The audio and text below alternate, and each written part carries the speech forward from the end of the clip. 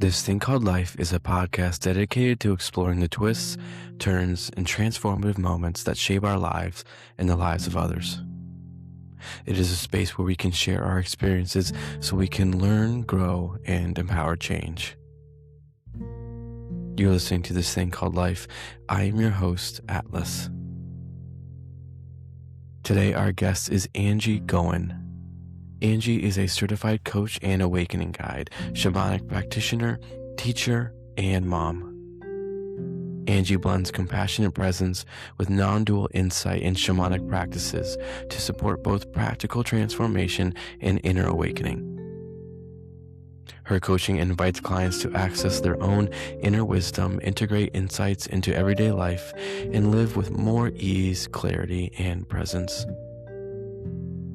Angie talks about her approach to healing as a change coach and shamanic practitioner. She shares her insights on binge eating, somatic healing, and practical steps for change. We start the conversation with Angie describing her turning point, the moment she looked down at a photo and saw someone she did not recognize, herself. What is your turning point in life? So I've had a couple, but the really kind of foundational seismic shift was back in 2016.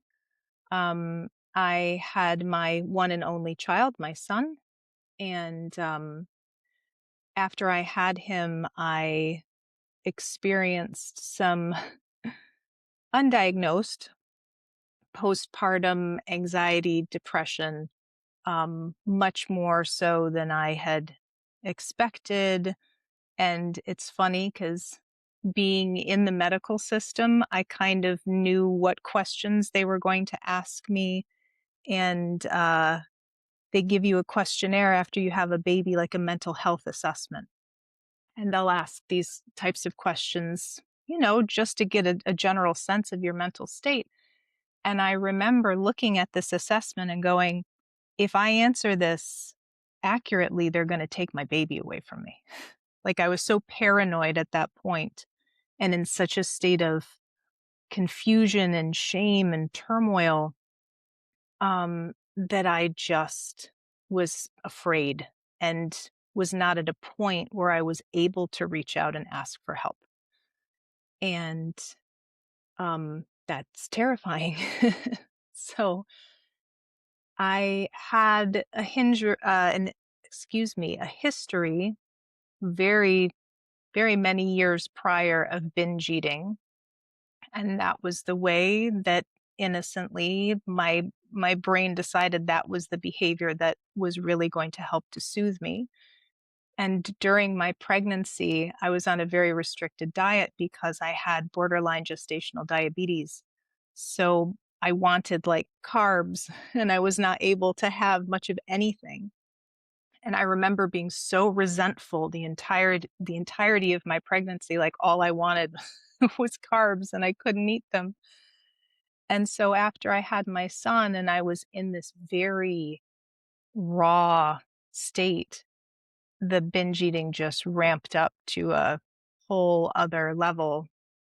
And I was binging multiple times a day. I had a basket of like little Debbie snacks next to the rocking chair in his room. So I would just eat. My poor little infant son had more chocolate stains on his pajamas than any other baby ever, probably. But that behavior continued for many months. And he was born in April, and it got to be around Christmas time. And my husband had taken a picture of myself and my son, and he sent the picture to me, and I looked at it, and I immediately recognized my son. Oh, he's so cute. What a wonderful picture. And I looked at the person holding him, and I literally had no idea who I was looking at. I had no clue. It did not even register that that was me. And in that kind of strange gap of knowing myself. Normally, what would have flooded in the past would have been like shame and how could you have let yourself get to this point? And what's the matter with you?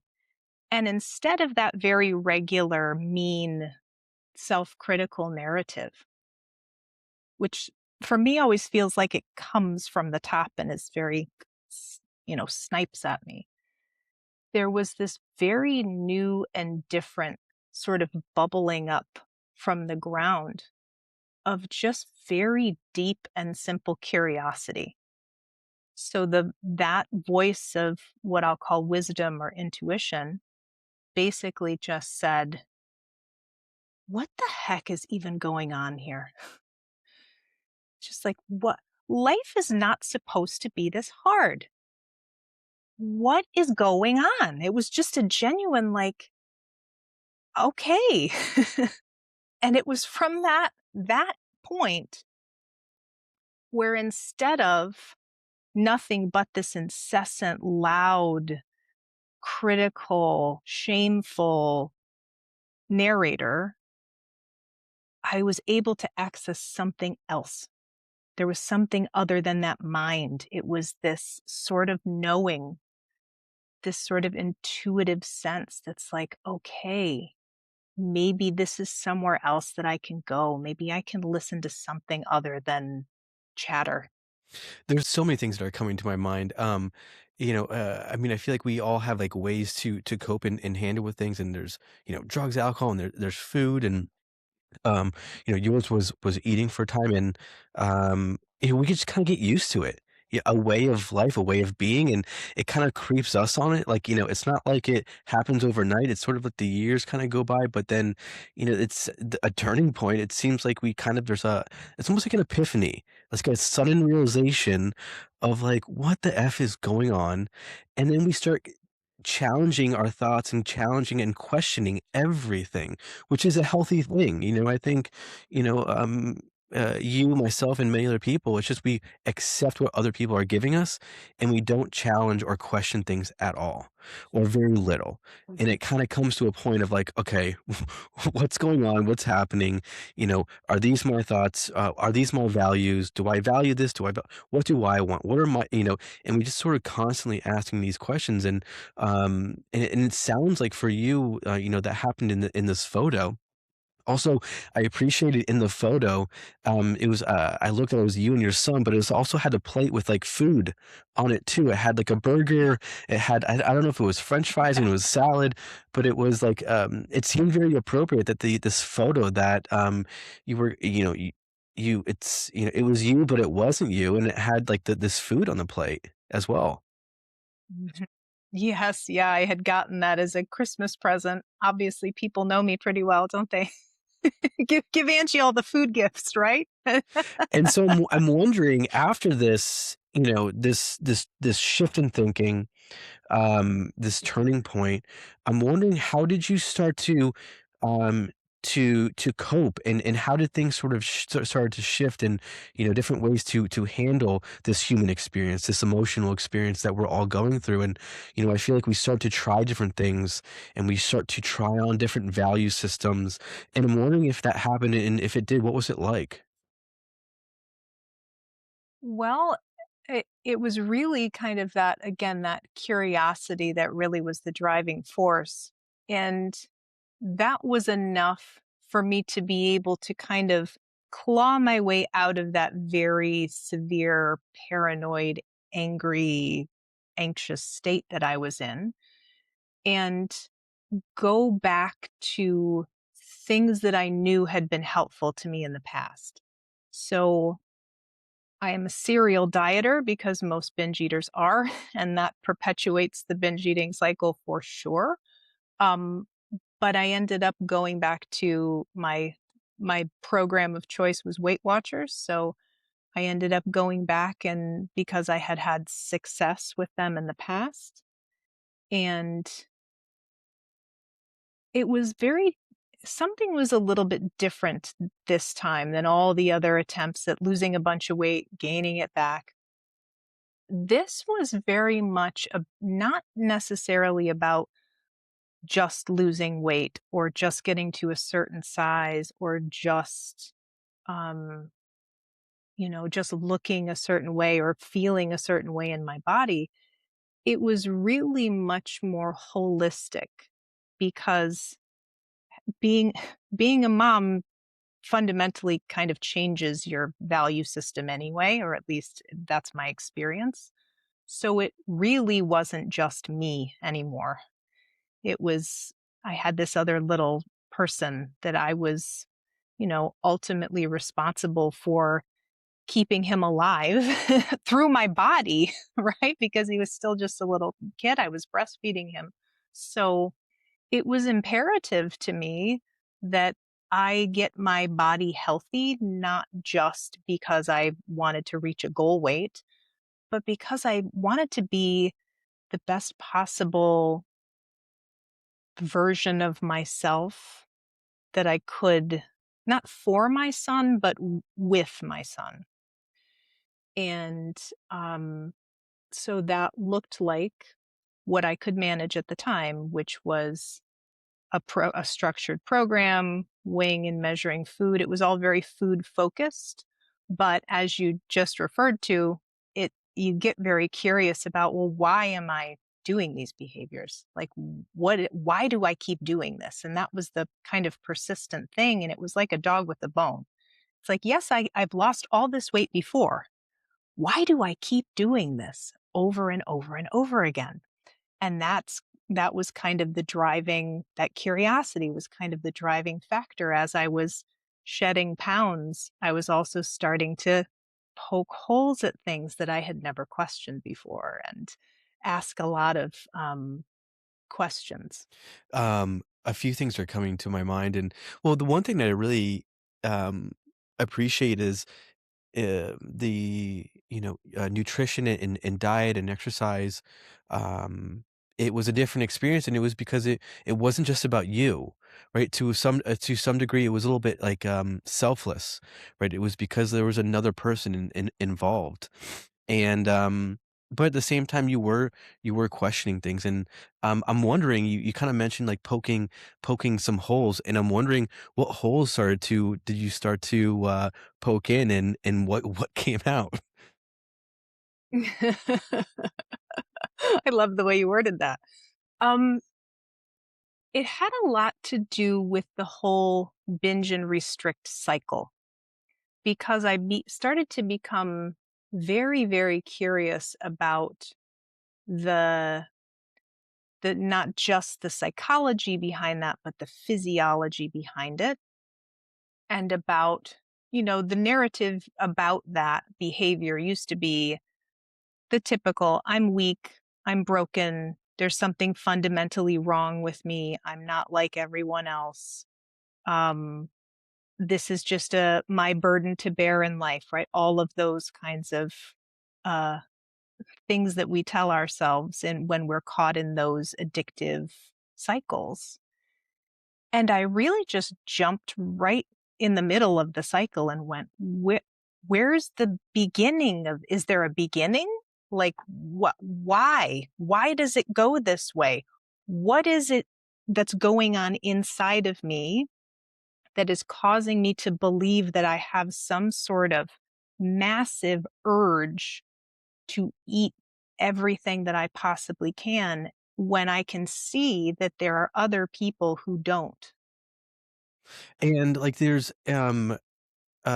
and I like this is sort of like a point where you're sort of like reflecting on, and like where did it start, or where did it like slowly start to change. And um, part of me sort of thinks it's to some degree is this relationship between like power and control.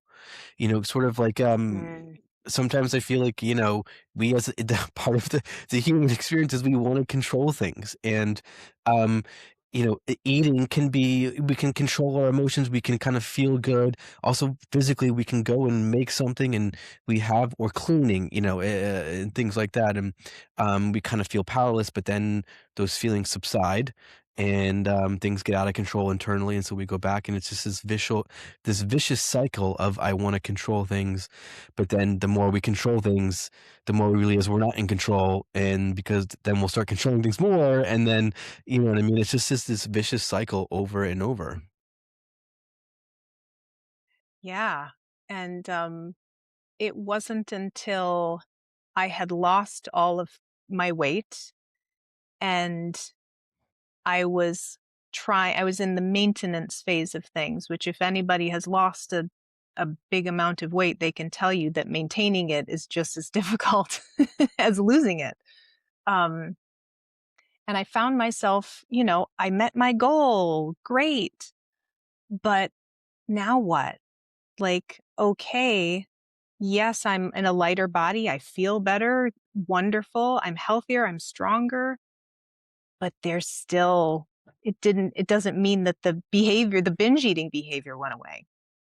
So then it was like, okay, I need more help with this. Like, I really need to go all the way down to the root of the issue and figure out. At the time, I was just problem solving because I didn't really know what else to do. So I'm like, I'm just going to figure out how to get to the bottom of this binge eating issue and stop it once and for all. And what did you come to? Like, I mean, when you say like, I do, it makes a lot of sense because I mean, I still do it, and wanting answers. Like, I want I want some answers to why this is happening, and I find myself doing it all the time, and I'm wondering for you, like, you know, it sounds like therapy was possibly a part of your experience, or counseling to some degree. But I'm wondering for you, where do you feel like the bottom, where did it come from for you? Hmm. So, what really sort of put me on the path to discovering a completely different way of viewing all of life really was that I was part of a weight loss and weight maintenance community online. And there was a woman there who had lost 170 pounds and had maintained that loss for 10 years. And so I thought, my gosh, this is the lady that I need to learn from. Thinking again in my very kind of type A way that she's going to give me these steps and I'm going to check the boxes and problem solved, right? Because that's how a mind works, of course. Um, which she did do a lot of that, and it was very, very helpful. But the thing that was most helpful was her reference to a book called Just a Thought by Dr. Amy Johnson. And that book pretty much kind of, again, there was another turning point in that, in that Dr. Amy Johnson presented a completely different paradigm when it came to talking about habits and addictions. And basically saying, like, we are all coming from a place of innate health, not necessarily the physical body, but just the essence of who and what we are cannot be touched. If you've ever heard the very classic analogy of the blue sky, right? If we are our essence and who and what we are underneath all of this is the blue sky. It doesn't matter what weather blows through, right? Weather being emotions, experiences, behaviors, thoughts. Doesn't matter what blows through. Nothing can essentially damage your essence.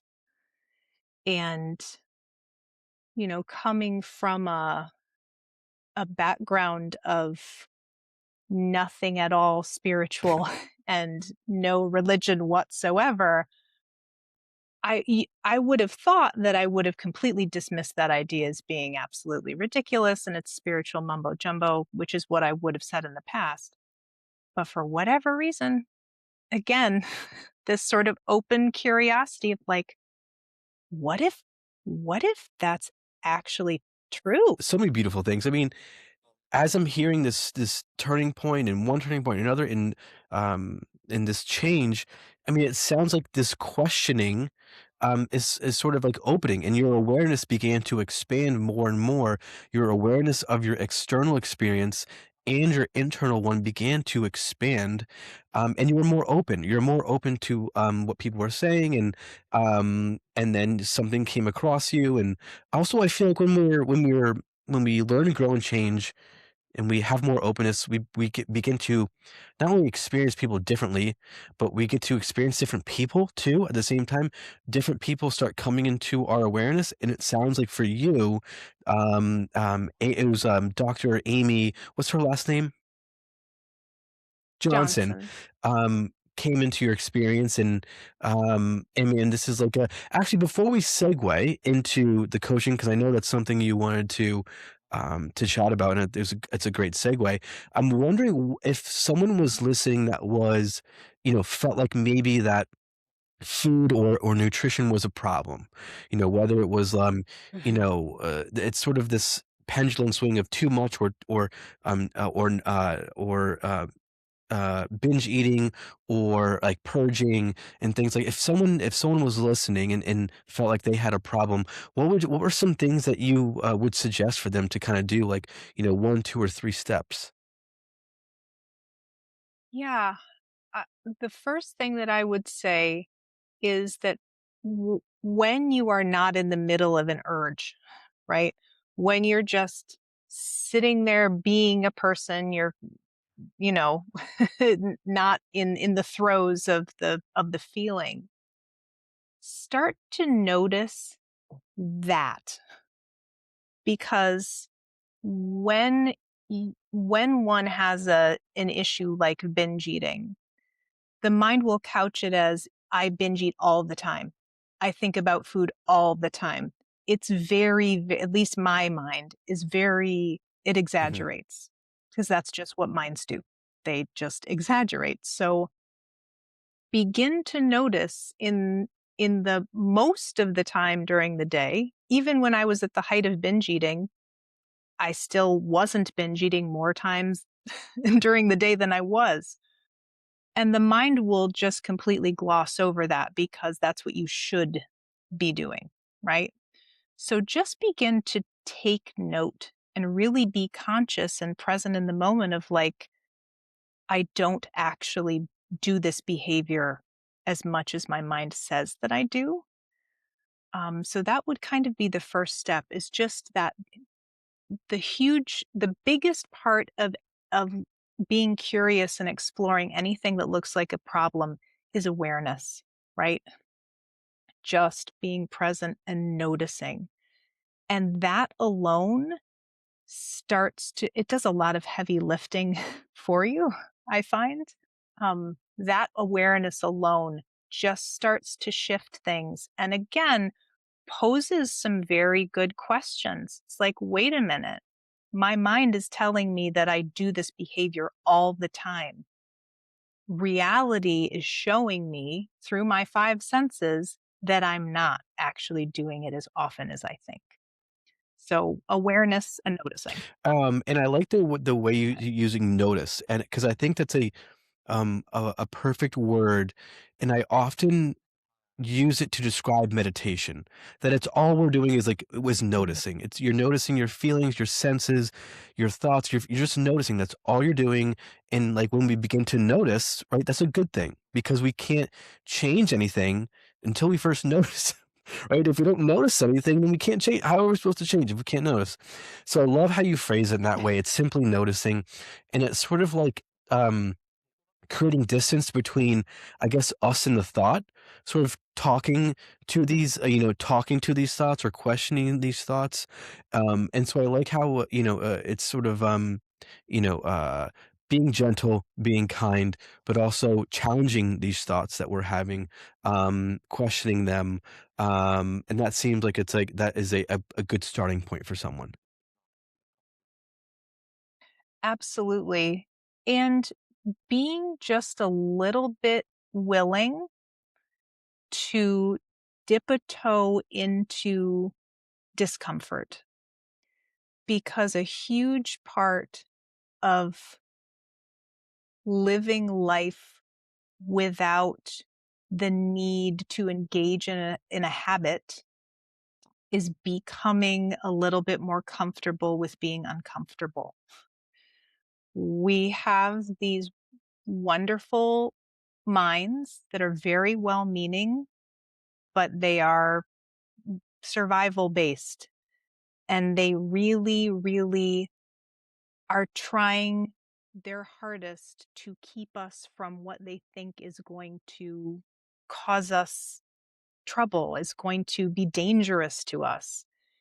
And I had so little practice and experience with feeling my physiological constrictions and all the stuff that came along with just the ups and downs of life, that I would just reach for something to distract me so that I wouldn't have to feel what my brain said I couldn't handle. And when you begin to really question that and you go, I don't think I'm going to die if I wait 5 minutes to eat that candy bar. Let's see. And if at first it was 30 seconds, right? I'm just going to wait for like 30 seconds before I have, and then I can have it, but I just have to sit here and feel it first. That is perfect. I mean, and so I think it's like, important to also, and maybe this was your experience. A lot of times we go into like all or nothing, meaning, if we think we need to do something, oh, I'm not gonna be able to have this for a year, or so, and it's like just for today, or just for 5 minutes, you know what I mean, and to kind of make the, I think the smart goals is make it attainable, right, and also bring it into the present moment and into the now, and let me just prolong something for like 5 minutes or 6 minutes, and but also give us permission, right? We can have this. It's okay. You can have it if you'd like it. It's not a bad or good thing, right? It's just but we're going to prolong Mhm. it for 5 minutes or 6 minutes and seven, and kind of go from there. Yeah. And that practice has really started in that very practical way, but over the years has really extended into, and I'm sure we'll speak about this more in a little bit, but like into becoming okay, not just okay with discomfort or tolerating it or white knuckling my way through it, but now I welcome it. Come on in. Come on in. This is an opportunity for me. I get to feel you. Come on in. That's how this thing shifted. I laugh because um, yeah, for in me and my experience, it's very similar of, it's these parts, and I often describe them as parts, and, there's this one part of me that is afraid to do something, but there's this another part that really wants to do it. And like, and I'm sort of trained now to like, all right, that's something I got to do. If I want to do it and the part of me is afraid, then that is a part of like a spiritual path for me, and that means that I really need to do that thing. And often the fear sort of subsides, or is sort of minimized, and it went from jumping off of this feeling of I got to jump off a cliff to I'm just have to jump off a curb now. It's not as scary anymore, and it's because I've trained to kind of do it more and more and more, and get uncomfortable, and I know that's something that's important. I know your topic or something you want to talk about is your coaching, and what you've learned from Dr. Amy Johnson. Mhm. And it's sort of getting uncomfortable, right? Is that some of the things that well, how would you want to start your practice? What would you say your practice is? So, my current practice and what is kind of developed over time through um, working with Dr. Amy Johnson and through all of the myriad other teachers that I take in and content that I absorb is really just about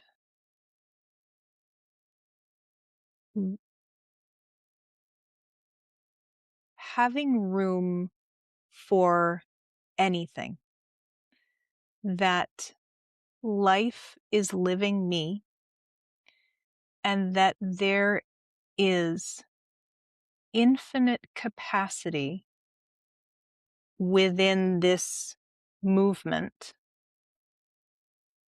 to be able, through this instrument of a human body, to have any kind of experience and know that fundamentally that's just the surface level. If you're talking about we are the ocean, our human experience is like the tumultuous waves on the surface, right? We get bobbed up and down. We're, smacked in the face. We get tossed all over the place.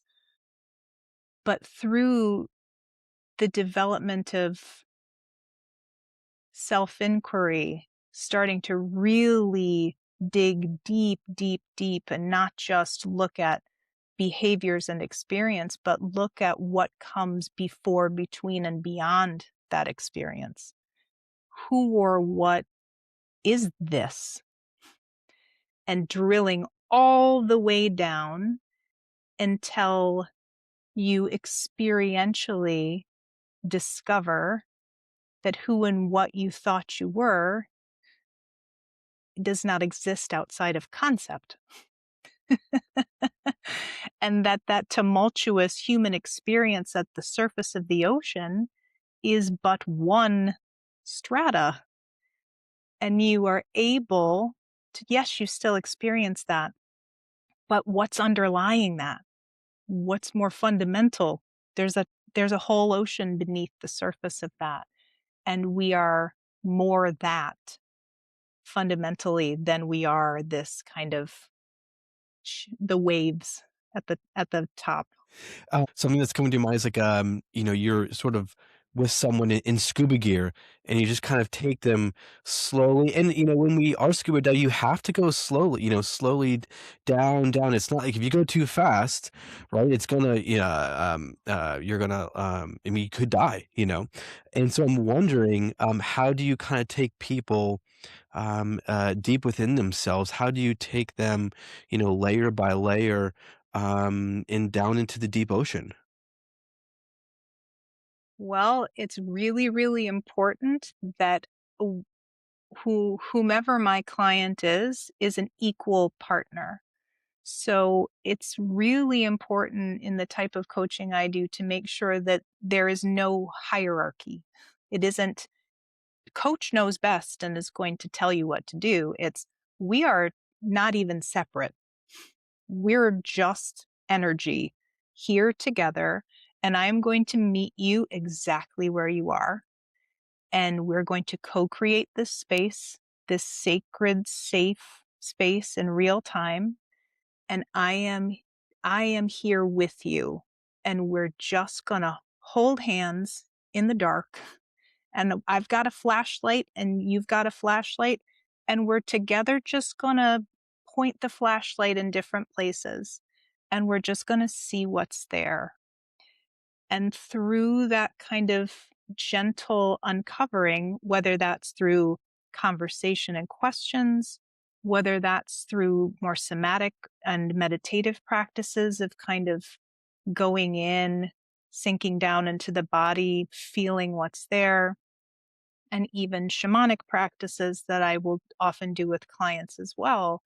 Um, there are so many portals. There are countless little ways that we can put our gear on and kind of sink down. But as you say, slowly, slowly, slowly. Otherwise, you get the bends, That's right? what I was thinking about, the bends. We get sick, you know what I The mean? bends. And, Yeah. I admire this, approach, and something that was coming to my mind is that I know this was like I think a quote or phrase, that, Dr. Johnson used, and was "come dumb." When you like, Yeah. to with a client, And, it's on Yeah. one hand, it's sort of, being in the space of, like, I don't know. And, like, I don't know, I'm not gonna make assumptions, right? And often we come with our own experiences and knowing that, we come with a certain experience into the room when we're with a client. But I do appreciate the come dumb part because it sort of implies that, 1, I don't know, right? I don't know, but together we are going to know. But also it's a degree of humility, you know what I mean? It's sort of like dumb, you know what I mean? I don't know, and so I appreciate that aspect. And I wanted to see if you can, it was meditation and somatic, and, we're definitely going to, chat about the shamanism, but I wanted if you could Mhm. maybe, describe the somatic aspect of things and what somatic, I don't know if you want to call it like a somatic therapy or a somatic approach, but what does that mean to you? And how do you use that in with your clients? Yeah. So again, it just depends on where the session goes and where that kind of space of I don't know uh, ends up meandering toward.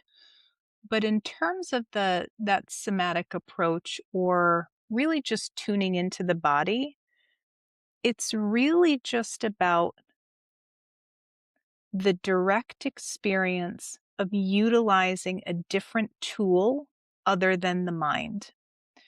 Because we are absolutely so conditioned from the time that we're very young that when our identities form and we come online as people, that we have these narrators, these egos that develop and they talk to us.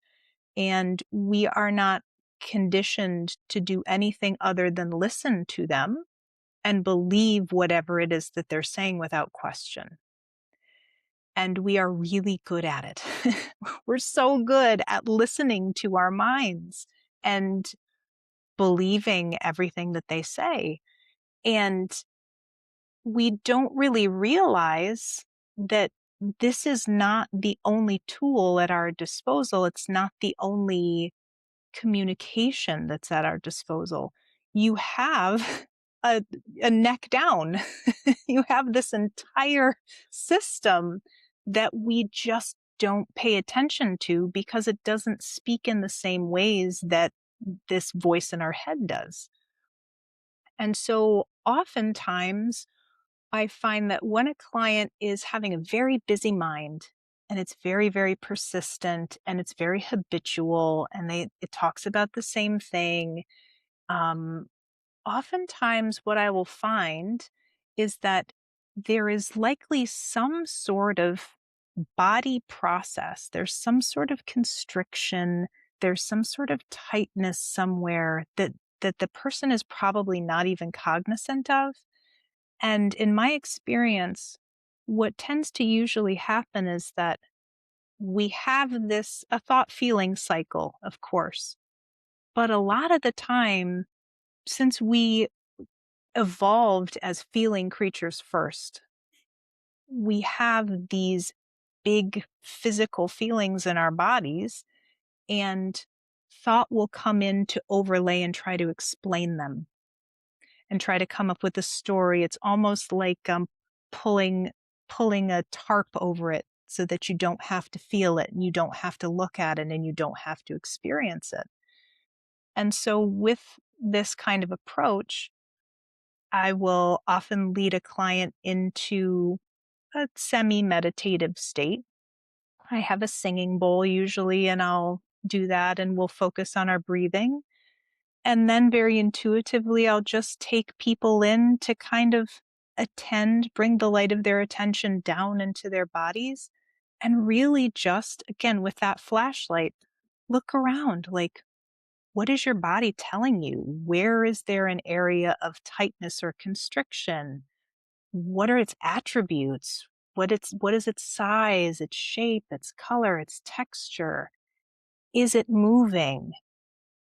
And we don't do that to fix it or to understand it or to come up with a reason about why it's happening. We just stay in sensation without explanation. Peel any of that thought layer away and just stay with that raw physiological sensory experience. Breathe, allow it to move exactly as it wants to, because take or leave this, but like the the body keeps the score, right? You know, that very famous book. And so there are these energy pockets, blockages, whatever, and all they want, it seems to me, and please let me know how you feel about this, but it's like it seems to me that when you locate something like that, especially if it's a persistent one, like I have a very old persistent physiological alarm in my chest that comes up. It's very predictable. um, and often I will just put hands on it, breathe, give it attention, give it space, watch it as it moves. And then I I unconditionally accept that that is there. It's fine to be there and I'm okay.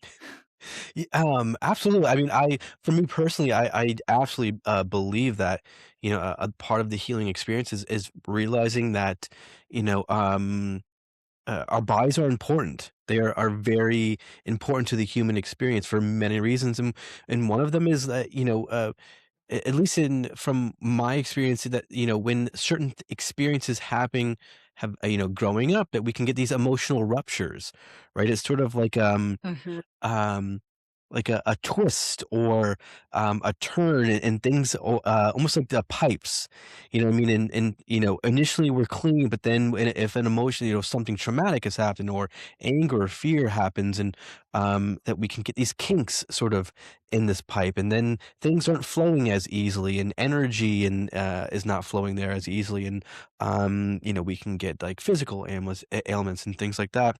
Also, like regardless of, whether I feel like people believe it or not, still viewing it in these concrete terms can even be helpful. I mean, something as concrete as our body, and using our imagination to, okay, I've identified where it is, right? And that is something that can be very helpful for people to have an answer. I have an answer of where this is coming from, and I have an answer physically, something concrete I could point to. I think that can be a really helpful way to describe something. So even if people don't believe it, I think the approach is rooted in something concrete, something that's very abstract, and especially something as complex as emotions, and making it concrete can be super super helpful. And I like how, listening to you, I feel like as your practice has changed over time, that it's gone to like a really grounding experience. That it's kind of gone from like Mhm. coaching and talking and things like that, and being with people emotionally, and understanding, and but it kind of started to go to the body, and now you're kind of including some like somatic experiences, and meditation, and really grounding yourself. And it seems like it got to a point where shamanism has come into play. And I feel like that was like even another layer of being like groundedness. And so I wonder if you could tell us a little bit more about this another tool, or this piece that you have. Sure. So, this is very interesting. So, as you open yourself up to all of this, and as you become curious and willing and open and welcome all of this, things things pull you. I get tugs in certain directions where it doesn't even look like a choice. It's just, I guess I'm doing this now. And I knew nothing of shamanism at all. Um, I had no idea what it even was. And I was just scrolling along in my Facebook feed and happened to see a course advertised for a um, shamanic journeying. And I said, "What the heck is shamanic journeying? This is weird." But this lady was there. She was holding a drum. It's like, ooh, I love drumming. I played drums in marching band in high school. So, like, great. If it's a drum, this is neat. And I ended up signing up for like this free webinar that talked about what the course was. And as I was watching this, I kept getting like these full body chills, not because I was cold, but because what was being said and the energy that was being transmuted by this person was so resonant that I'm like, oh, we're do- we're doing this now. And so I took this course in shamanic journeying. And if one is not familiar with what that is, um, shamanism is the oldest spiritual practice and tradition in the world. It predates all organized religions, and every culture in the world has some sort of a indigenous shamanistic tradition.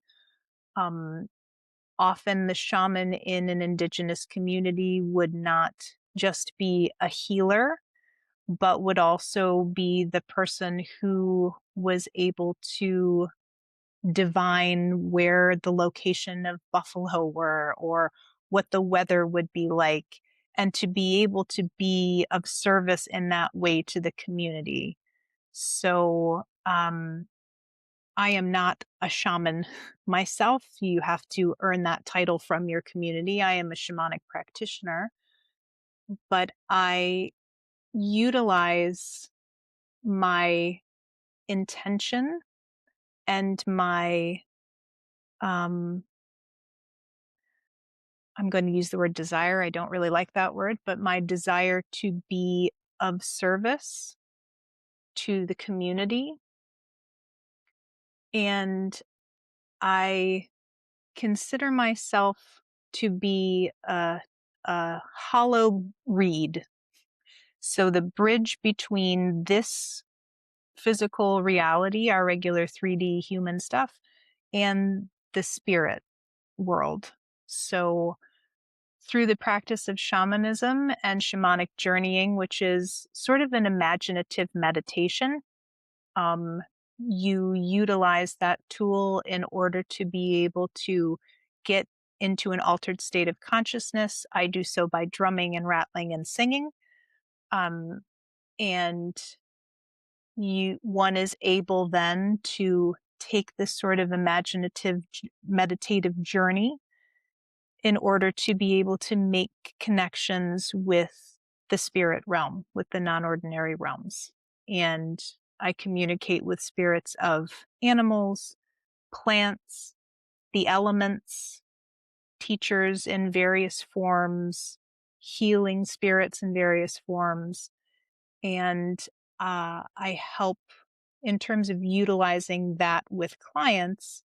I will guide clients, I'll drum and sing and lead them on a shamanic journey so that they're able to experience their own direct revelation from spirit. Again, if you don't have to believe any of that, because I have a very skeptical mind, and I often will just say, "Yes, dear, that's fine. We're doing this now." Um, but it is a very, I don't know, this, speaking of humility, you used the word humility a little bit earlier. And I feel like this path that I'm currently on, and it just began a year-long apprenticeship in shamanic Reiki. So I'll also be adding that modality, that healing modality into my coaching eventually. Um, I really feel like, I don't know, there is nothing more humbling than deeply and truly knowing that I am not alone and that I have support, not just from the people in my life and from nature, who is constantly supporting us, but also from spirit. Something, it's this balance of like I'm important but not that important. Um Hmm. in finding that balance. And a couple of things I wanted to see if you can explain a bit more. Or the one thing is you kind of talking about a shamanic practice, you bring up community. And I'm wondering if you could speak to really important part of it. I think in shamanic practice, it's often one on one, which it of course is, and working with someone one on one. But you bring up community, and can you speak a little bit more to that part of things? Yeah, and that's funny because I am just about the most, I don't want to say reclusive, but I generally have a tendency to like to be home and to keep to myself. And so I'm typically not one that goes out and is very gregarious and hosts big events and gatherings and is in person with a lot of stuff. But very slowly, in my own way, I am being drawn out in ways that make sense for me. So, like in this mixed time period that we are in, wonderful in some ways, terrifying in others.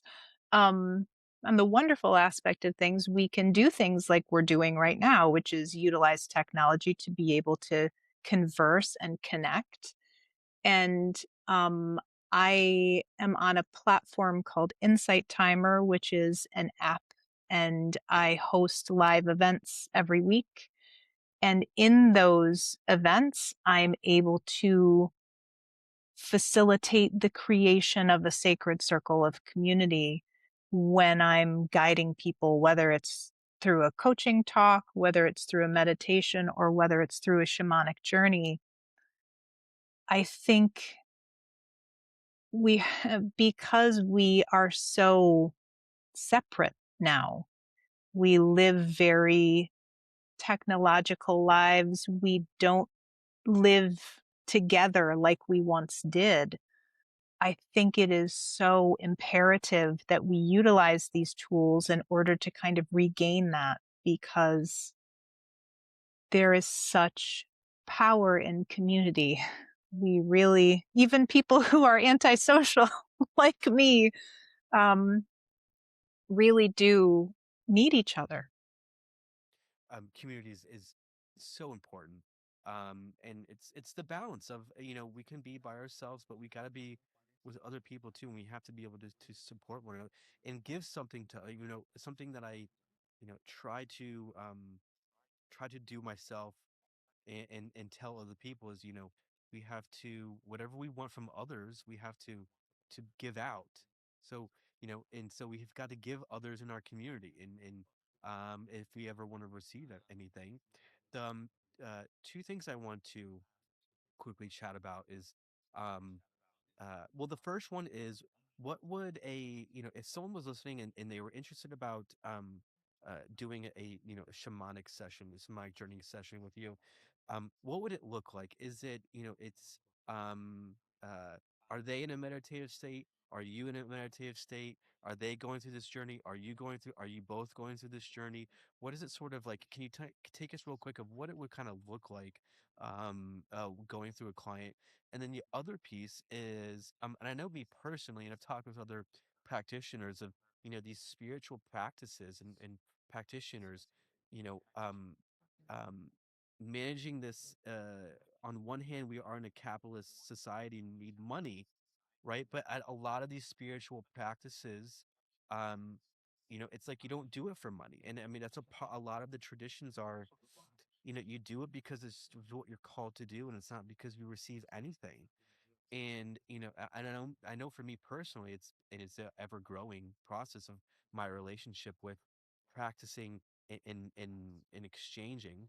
What am I exchanging? And I'm wondering if you could speak to that. So the one thing is, take us through what a session would look like, and also sort of this, exchange, energy exchange, how do you sort of navigate that, or how does that look for you?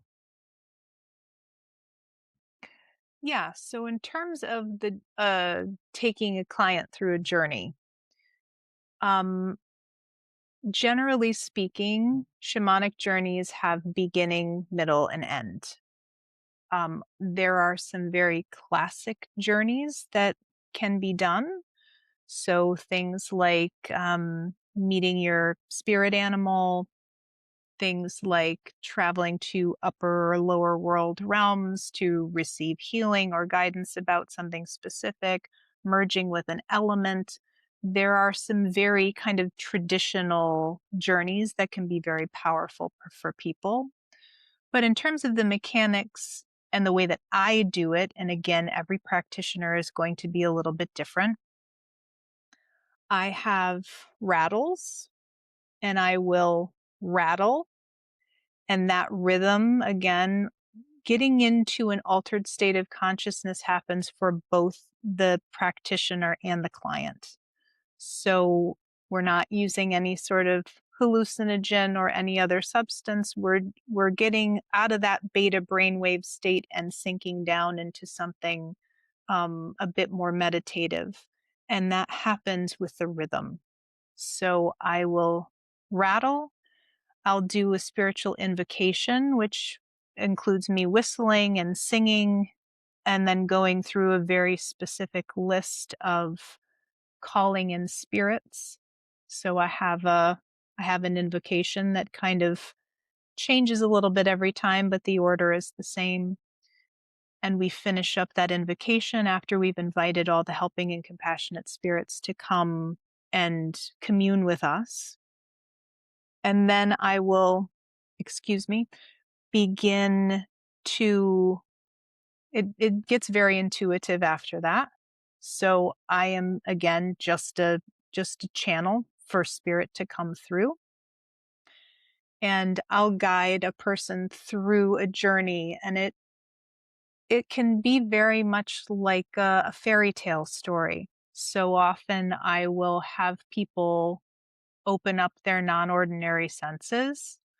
Will cross the veil between worlds. So I have people in their imaginations kind of picture themselves walking out their front door and seeing a veil between worlds, however that looks. And then we cross it together. I'm always with the person, so they don't travel alone. We travel together. And then I will set a scene of some kind. Maybe when we cross over, we're always in some sort of a natural setting. So maybe could be anywhere. Maybe we're in a forest. Maybe we're by the ocean. Maybe we're at the top of a volcano, right? It could be anywhere.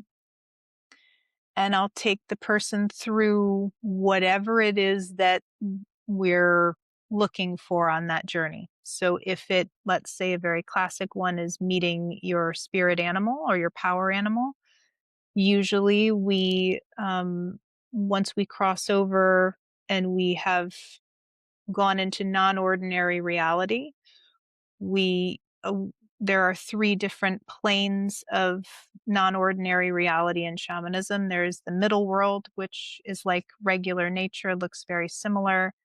The upper world, which is kind of an ethereal realm, big picture situation. And then the lower world, which is more of an earthy kind of a space.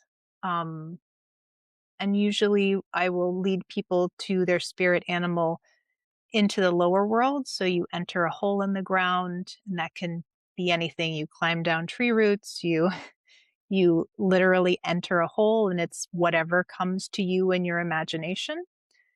And then I'm drumming this whole time, by the way. Boom, boom, boom, boom. I'll sing as well. And then I usually give people a little bit of time and a little bit of direction to be able to go to this space and meet their animals, see who shows up, what kind of interactions do you have? Do they have a message for you? But it's also very important that both myself and my client bring the intention of wanting to make these communications with helping and compassionate spirits. And so I'll drum and sing. I hold the space for everyone to have their own interactions with whatever is going on. And then I bring people back. So normally my drum beat will be very steady for a while. And then people will know that when it's time to return, I start the drum beat a little bit faster and we retrace our steps. So you say goodbye, climb back up out of your hole or wherever you were in, and then we come back and we cross back into ordinary reality together and we end the journey. You always want to ground back into where you are in the ordinary world. I stop drumming, we breathe, I have a grounding practice where we imagine ourselves growing roots down into the center of the earth and growing roots um, projecting up toward the heavens, and we are the connection between the heavens and the earth. Um, and then sometimes, if there's time in the session and we've both grounded and come back to this world, um, we can have some really wonderful conversations.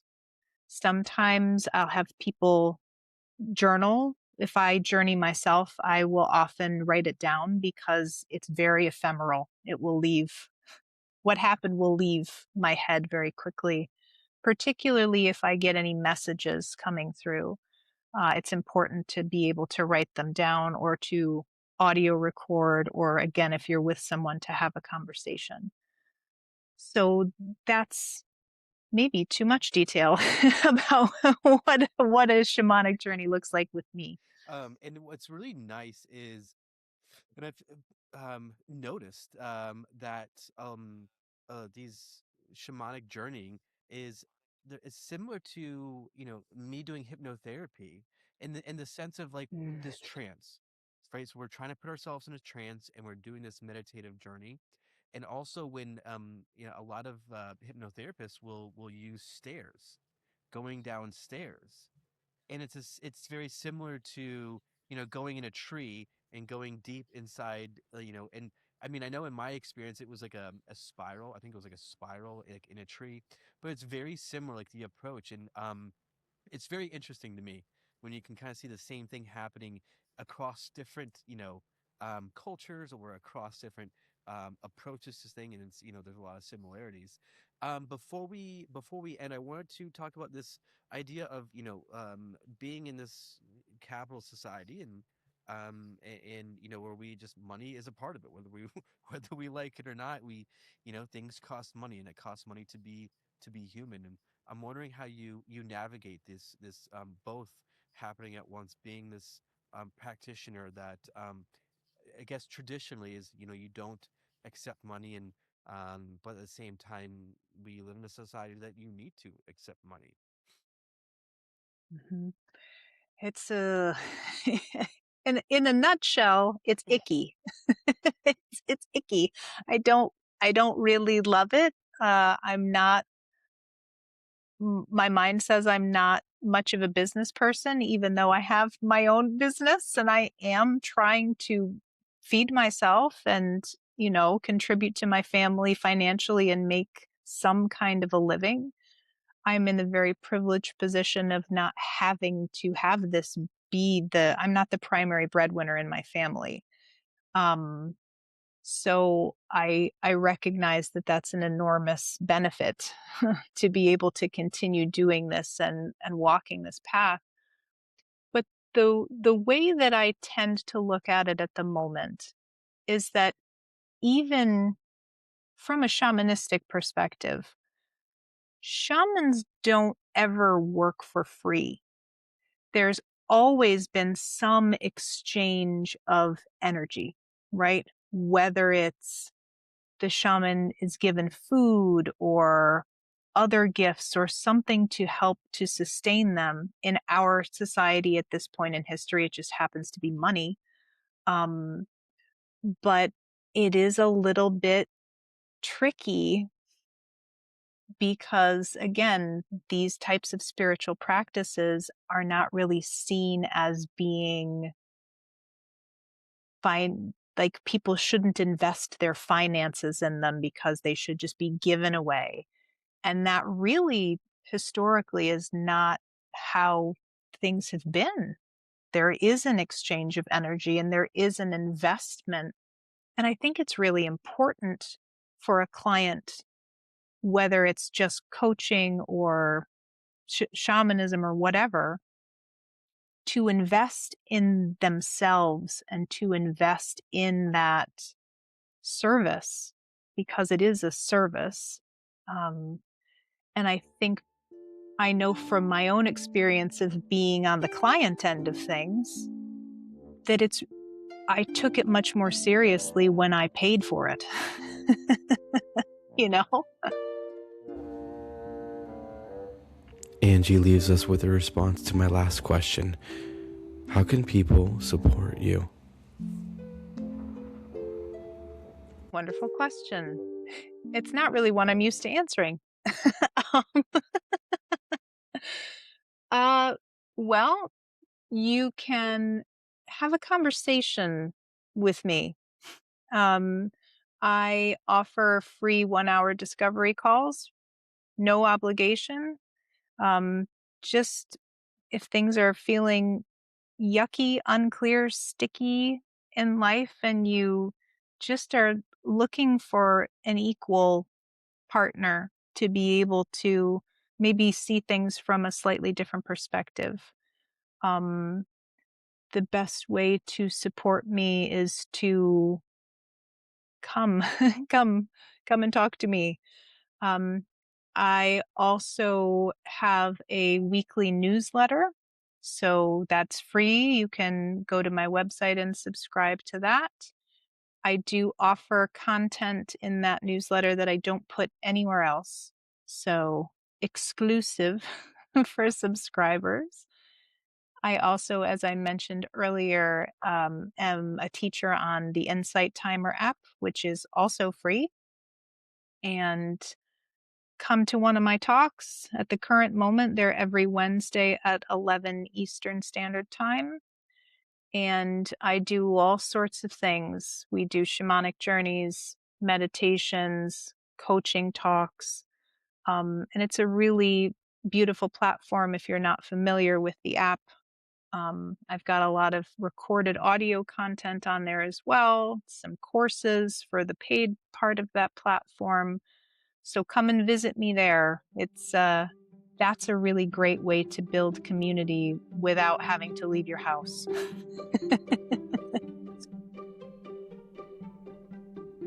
Angie is currently accepting new one-on-one clients from anywhere in the world via Zoom. She has just embarked on an apprenticeship to become a shamanic Reiki master and will add this powerful healing modality to her coaching menu once her training is complete. Angie continues to create written, audio, and video content with the intention of bringing people back to the present moment in order to discover and directly experience their true nature. If you enjoyed this episode, you can support the show by liking, sharing, or subscribing wherever you're listening. You can find us online at thisthingcalledlife.center. If you'd like to be a guest on the show, visit thisthingcalledlife.center/contact. Until next time, thank you for listening and being with us on This Thing Called Life.